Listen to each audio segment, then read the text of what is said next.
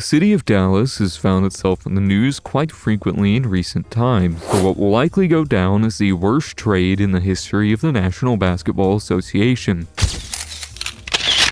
Luka Doncic, a generational talent and perennial top 3 player in the league, a player that dragged the Mavericks to the finals in 2024, their first appearance in 13 years, while damn near averaging a triple-double. All of this on a roster where the second best player was a 31-year-old injury-ridden Kyrie Irving who barely played half the season. And despite all of this, Luka would be traded the next year. The deal would be as follows. Luka Doncic, who we've well established is an incredibly valuable asset. Maxi Kleber, a solid rotational piece who played 20 minutes a game for the Mavs. And Markieff Morris, who was Markieff Morris. In return, they got the King's ransom of Max Christie, a young prospect with decent promise, Anthony Davis, a top-tier big when he's healthy, but betting on AD being healthy is worse odds than betting on Shaq hitting a free throw, and finally, one single first-round pick.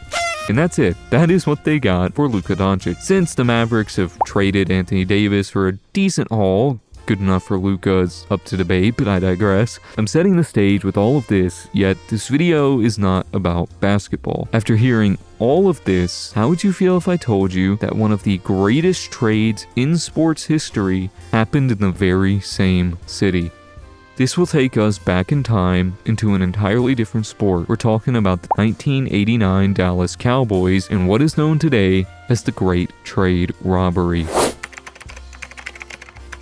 Hi, I'm Nick, and these are the 1988 Cowboys, a team that would go 3-13, but little did they know they were about to have one of the greatest turnarounds in sports history. In 1989, they went 1-15, and the next year they were 7-9. By 1991, they finished 11-5 with a win in the wild card, and come 92, they won the Super Bowl. This is a masterful example of a perfectly executed rebuild. But what if I told you it could all be traced back to one trade? In that aforementioned 1989 season, the Cowboys would make a wildly unexpected move that would trade their young star running back, Herschel Walker. This was a guy coming off a season with 1,500 rushing yards, another 500 through the air, and 7 total touchdowns. Starting to look a little familiar, huh? But before we judge, let's take a look at the full scope of the trade. Dallas gave up Herschel Walker and 4 draft picks, 2/3, a 5th, and a 10th. In return, they received Jesse Solomon, a linebacker who would only start 1 game, but still got a decent amount of time as a rotational guy. David Howard, another linebacker who would similarly not start, but rotate in, only contributing a single forced fumble to the stat sheet the whole season. A guy whose name I'm gonna assume is pronounced Isaac Holt, a corner who played very little and contributed absolutely nothing statistically. And finally, Alex Stewart, defensive end who would never play at the NFL level at all. Seriously, this guy doesn't even have a Pro Football Reference page. Okay, I'm really not helping my case here. This is looking more Luka-like by the second. But there was more to this deal. The Cowboys would also receive 3 picks,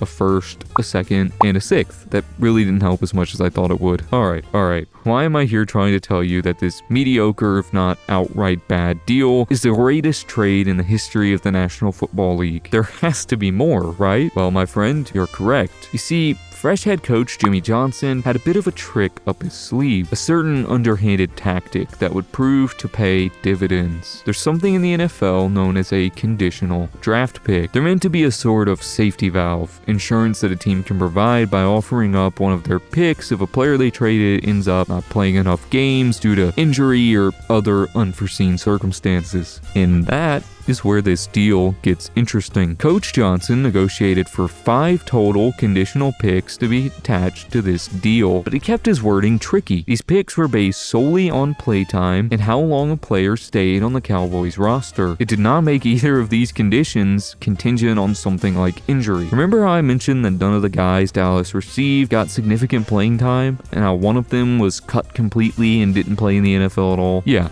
That was all intentional, and in doing this, Dallas effectively robbed 5 more picks from Minnesota, 2 firsts, 2 seconds, and a third. Just to recap the total haul, the Cowboys got 3 players and 8 draft picks, 3 firsts, 3 seconds, a third, and a sixth. Now that's looking better, but the greatest trade of all time is a pretty major title. Can we really bestow it upon this one fleece? They still gave up an elite talent in Herschel Walker. We're talking about one of the greatest college football running backs to ever touch the field. Well, I hope that you will have caught on by this point that there is, in fact, more to this deal. You see, the organization didn't stop here. They proceeded to flip these assets into a dynasty. So let's start by breaking it down. Jesse Solomon would be traded to New England for a sixth that really didn't amount to anything. No offense to Fallon Wakasey. One of the 1992 seconds would be sent to Kansas City for a second and a third in the same class, which would promptly be sent to Washington for their second and third. That second would be shipped to Detroit for a third, fourth, and ninth. These picks would become Clayton Holmes, James Brown, Tom Mizelinsky, and Chris Hall, none of whom would really pan out. That 1991 second would be packaged with a fifth in the same draft and a deal with Houston for fullback Alonzo Highsmith, who would be a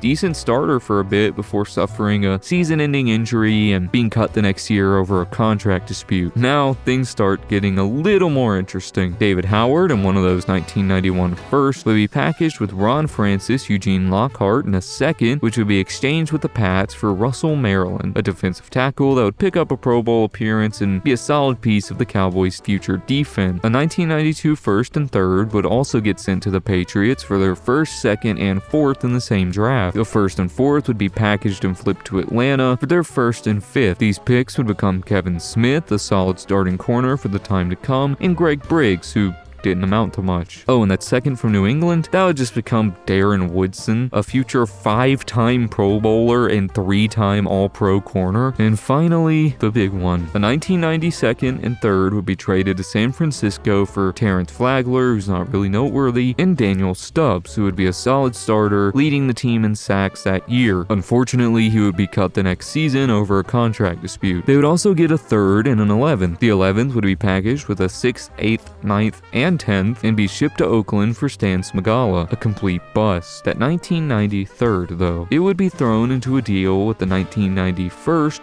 all the way back from the original deal and traded to the Steelers for their first in the same class. This pick, famously, would become Emmitt Smith. So to recap, this one trade would become 15 players that would suit up for the Dallas Cowboys. Of these players, 6 would be starters. Of those, 3 would be Pro Bowlers, 2 of those would be All-Pro, and 1 would be Emmitt fucking Smith, one of the greatest running backs to ever do it. Over the next 7 years from that original trade, the Cowboys would make and win 3 Super Bowls, finally ending a 2-decade-long drought, and Emmitt Smith would become a Hall of Famer, who, to this day, has the record for career rushing yards and touchdowns. Herschel Walker was good, but not that good. So now, a whole 37 years later, it's safe to say that we can look back on this move as the greatest trade of all time.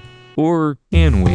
You see, the thing with trades like these is they're often very one-sided, to put it lightly. Deals like Green Bay picking up future Hall of Fame quarterback Brett Favre for a single first-round pick that would turn into mediocre running back Tony Smith, or the 49ers trading a second and a fourth for Steve Young. These trades are great for one of the teams involved, but these could just as easily be seen as some of the worst trades of all time. All you have to do is flip the perspective. I mean, that Luka deal is pretty great if you're a Lakers fan, right? So that leaves an argument that the true greatest trade of all time would be one that benefited both teams equally. Let's look at something a bit more recent. In 2021, the Rams would trade their starting quarterback, Jared Goff, as well as 2 firsts and a third to the Detroit Lions for their starting quarterback, Matthew Stafford. Goff would go on to consistently put up 4,000 plus passing yards and 30 plus touchdowns a year for the Lions, leading them to a big playoff run in 2023. Stafford would go on to put up similar numbers for the Rams, winning a Super Bowl in 2022 and winning his first MVP just last year. Oh, and those picks?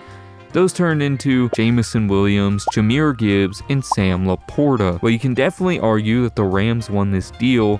Can't really say the Lions lost. And so, my friends, I leave it up to you. What do you think is the greatest trade in NFL history? Leave it in the comments down below. While you're down there, feel free to leave a like, and if you enjoyed this video, subscribe to see more like it. Bye.